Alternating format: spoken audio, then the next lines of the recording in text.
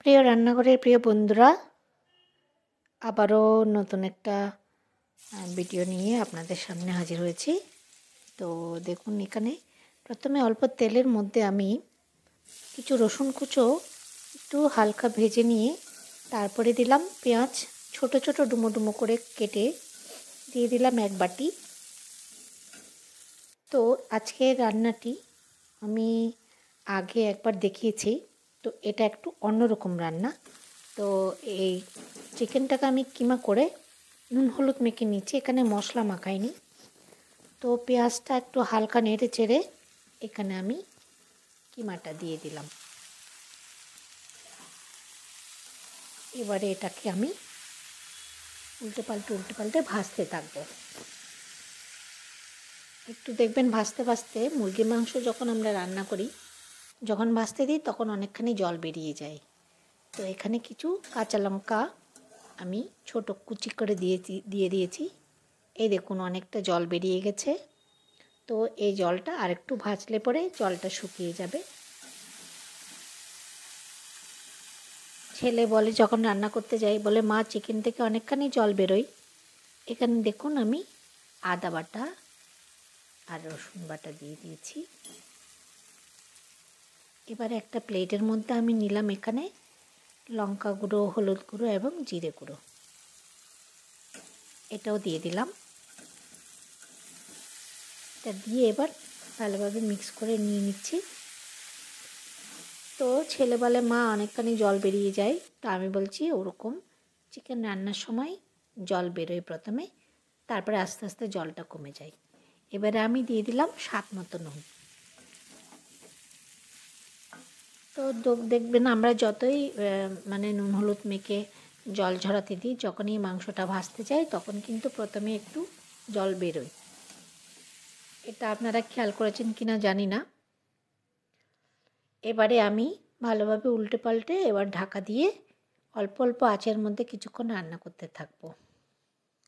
তো দেখুন, এটা অনেকখানি একটুখানি মানে কষা কষা হয়ে গেছে অনেকখানি।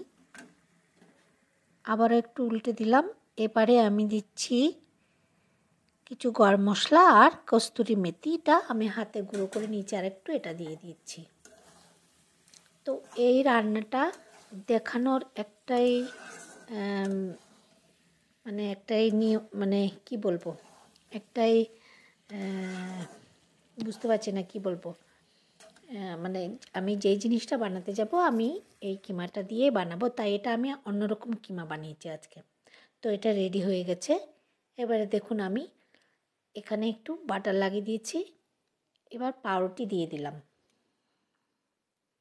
এবারে চিকেন কিমাটাকে আমি এখানে দিয়ে দিচ্ছি।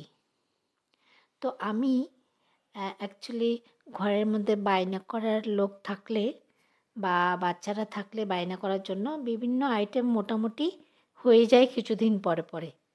তো বলছে মা এরকম করে একবার করো স্যান্ডউইচ। তো আমি এই জন্যই এটা এরকম করে রান্না করে নিলাম। তো দেখুন, এখানে আমি পেঁয়াজ কেটে দুটো পেঁয়াজও বসিয়ে দিলাম আর চিজ দিয়ে দিলাম স্লাইস করা। তার উপরে এটা না দিলেও চলবে, না থাকলেও। তো এখানে আমি আরেকটা পাউরুটি দিয়ে এবারে এটাকে উল্টে পাল্টে গরম করে নেব।